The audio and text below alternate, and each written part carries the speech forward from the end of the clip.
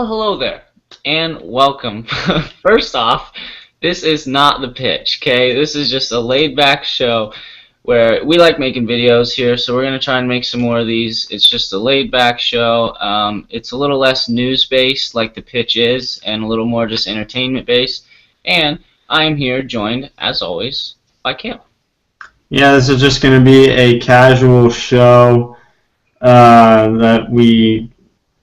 well, it's not going to be a show. This is just a casual video that we're putting out. And me and Brock want to do some more of these more often because we have fun doing them. And like Brock said, they can just be kind of more entertainment-based. They don't necessarily have to be based on any news that happened over the week. So I guess to really see what we're talking about here, why don't we just go ahead and get right into it, Brock? What are we going to be talking about on this video? Let's do it. There are three topics we're going to talk about today, and the first one is titled, What Version? So basically, we're going to talk about three different players and debate what version of that player we think is going to show up in JAL 13. So, Cale, let's start with you, and the first player is Ty Franklin. Well, Ty Franklin had a bad tournament, I guess, in JAL 12 where he was just kind of another body out there compared to his good performance in JAL 11. Is that what we're alluding to? Yes. Okay, so he played real well in JAL 11 and then not so well in JAL 12. I think in JAL 13 we're going to get, unfortunately, the not-so-good version again.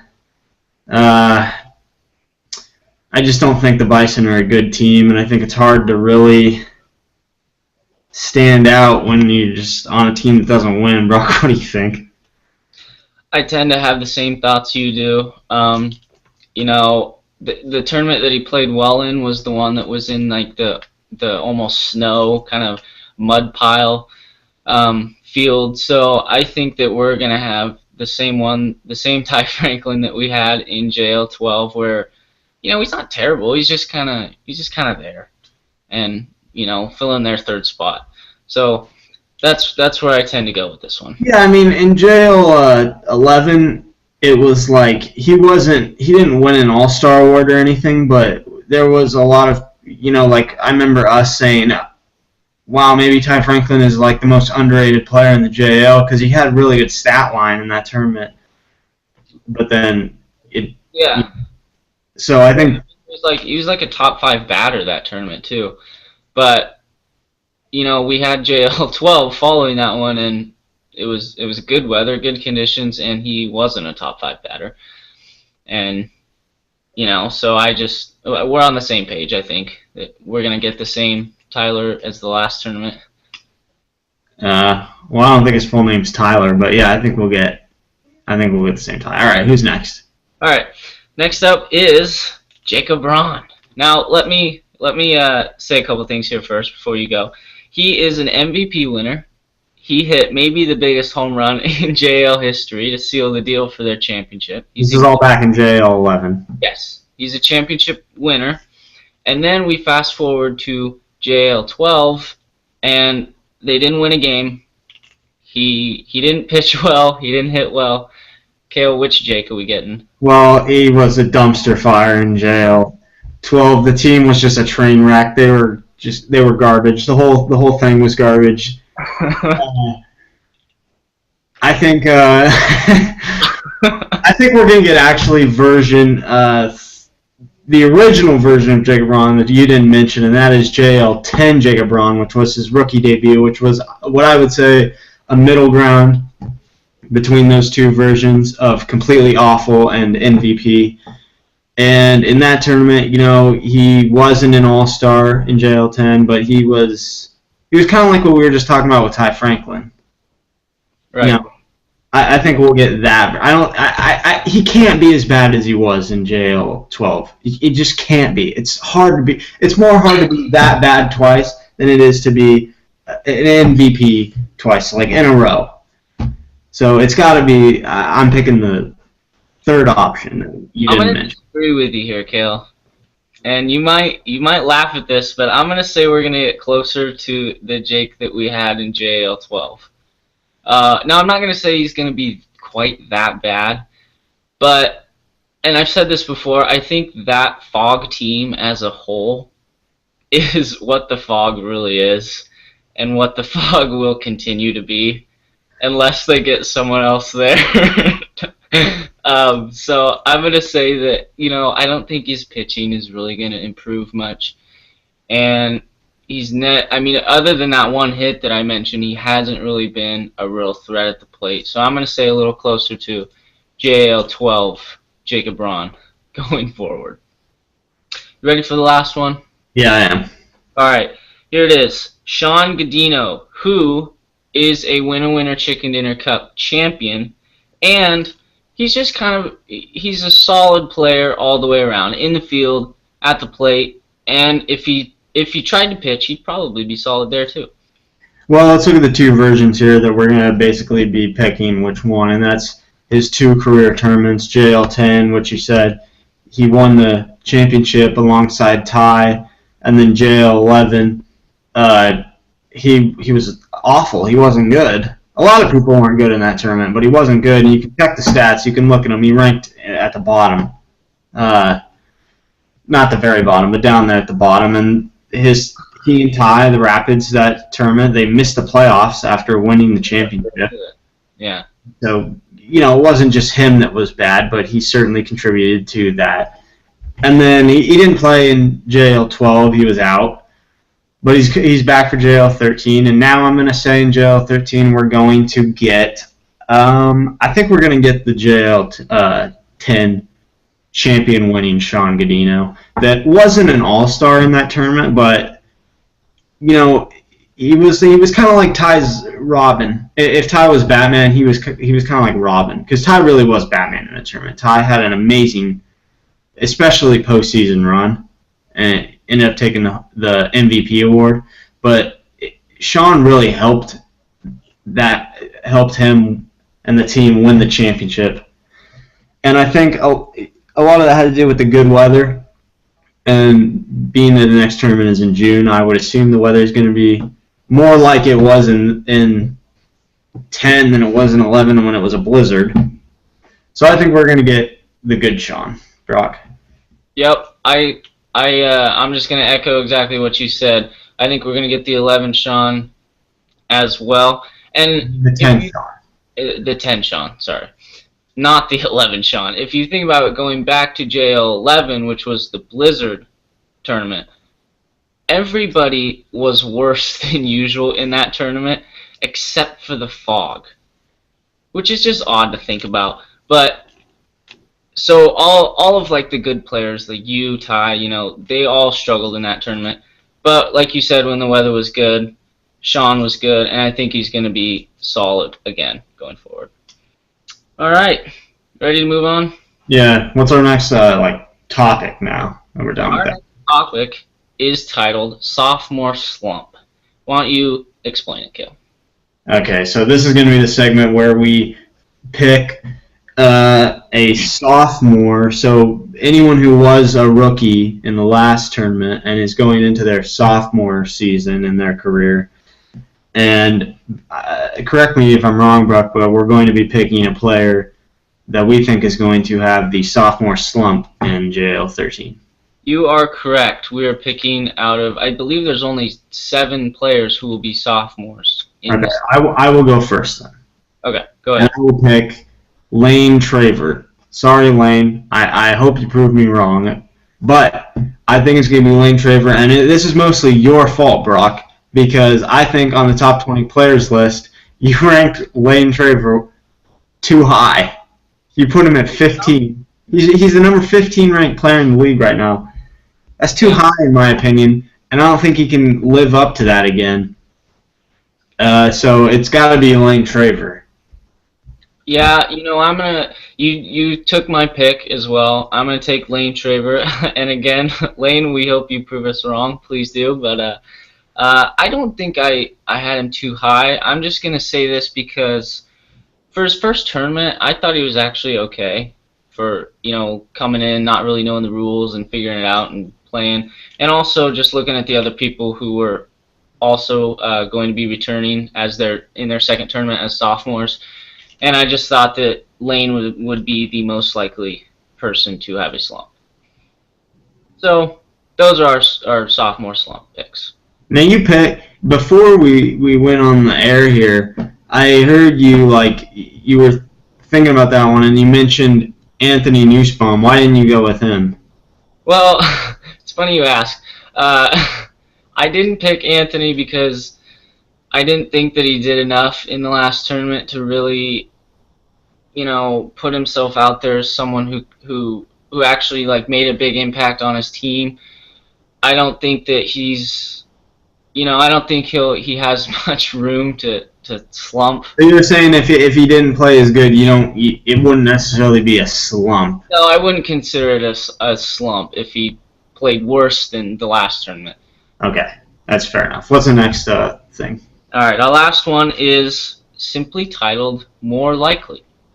Now, we have, what do we have? Three. We have three, what do you call them, situations here that we created, I guess, and we're just going to choose one. Huh? Three scenarios. Sorry. Thank you. And we're just going to pick which one we think is more likely to happen. So, here's the first one. Kale, more likely, the Storm or the Wrecking Crew make the playoffs in JAL 13? Two new teams. Well, geez, you gave me a hard one. Really? You think that's hard? Well, yeah, because, one, we don't know anything about the Wrecking Crew. We don't know any of these kids except Aaron Deester. Really, we don't even know that much about him in terms of his wiffle ball abilities. Yeah. The rest of the roster, no idea. Even who the kids are, because they're kids that he got from Washougal. Yeah.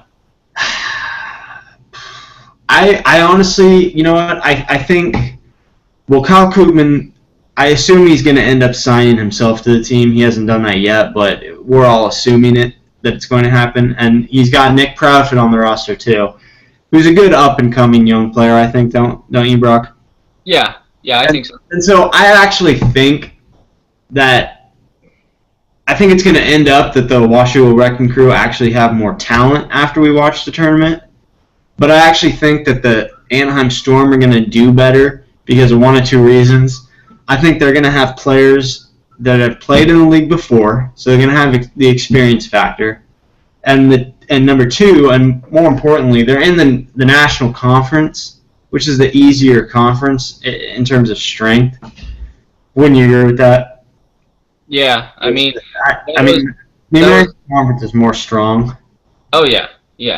That was the main point I was going to make and why I thought it was not a tough decision. Yeah, I understand that we don't know anything about the Wrecking Crew, but even if I'm guessing that they're probably good athletes because I don't think you would sign people who aren't. But, there's still something to be said for getting used to our league because, it's got its own rules and stuff and, just getting used to how far you have to stand to pitch and stuff like that. So I think that the Anaheim Storm would be more likely to make it. But the main reason is what you said, because they're in the easier conference. All right, what's the next one? So far I've noticed that we have agreed on every single one of these, so hopefully this next one we do not agree on, because I want to go back and forth. All right, I'll take this one first. Our next one is, which is more likely, Luke comes back to the JAL, Luke Rahn comes back to the team. A team gets he gets a second chance in the league. Yeah, gives him a second chance in the league. Or Bryce returns to all-star status. Okay, so I'll take this one first. You know what? I'm going to say, this is kind of tough. I'm going to say Bryce returns to all-star status, though. You think Bryce DeSarmo is going to be... It's more likely that you think that Bryce DeSarmo is going to be an all-star again, get back to that level of play than it is a team giving Luke Rahn a second chance to play in the JAL. Yes. And I'm going to tell you why, okay? Because I've said this on the pitch before. Bryce is not a great hitter. However, he has shown flashes of being a good hitter. There have been times where he's hit numerous home runs in tournaments, and as we all know, he's a very good fielder. So, I think, and especially if he gets on the right team where they can make a run into the playoffs, then I really think that he can, get back to that status. And in regards to Luke, I don't see anyone giving him a chance in the near future. I don't see anyone reaching out to him as trying to be part of their team. Do you agree with me this time, or do we? No, I disagree with you this time. Yeah, And I'm explain. not saying that either, just so we can have an argument. I do disagree. And I hope I'm wrong, for one, because Bryce DeSarmo is on my team, the Cobras, now. And so I want him to play really well and be an all-star, obviously. So I hope I'm wrong. But I'm going to say that I think Luke Rahn will play a pitch again in the JAL before Bryce DeSarmo is an all-star, because Luke, when he played his rookie debut in J11, he wasn't good, but he wasn't that bad either. So it's not like his reputation is totally tainted. You know what I mean? Yeah, It's not like kind of what Bryce's was, where it's like he had gone so far south that it was like, oh man, I don't know if anyone's ever gonna give this guy another chance. And then my team, the Cobras, did. Luke, it's like he wasn't that bad, you know. So yeah, there's that. And then number two, it's just hard to be an all-star when all you do is play the field and that's like your role. I mean, look at Stephen Todd for the Lynx. He won the fielding crown, Brock, in JL12, the fielding crown, and he wasn't even named to the all-star team. yeah. I So, see where you're coming from there. so I just think it's hard to be considered at that all-star level when your role is just to play the field. And he's very good at it, like Stephen Todd is with the Lynx, but it's just, it's one of those, like, it's just one of those things that's Yeah, it's just a little bit goofy. And so I think someone will give Luke a chance again.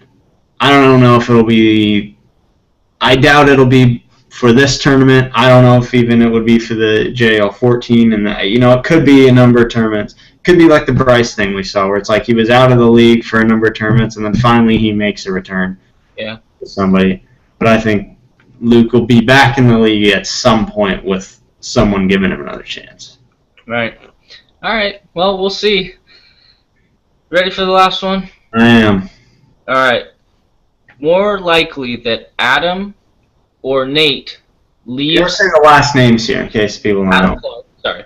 More likely that Adam Clark, who is currently on the Underdogs, or Nate Williamson, who's currently on the Bambinos, leaves their team willingly. And when I say willingly, I mean the team wants them back, but they're like, no, I don't want to be here anymore. I'm taking off.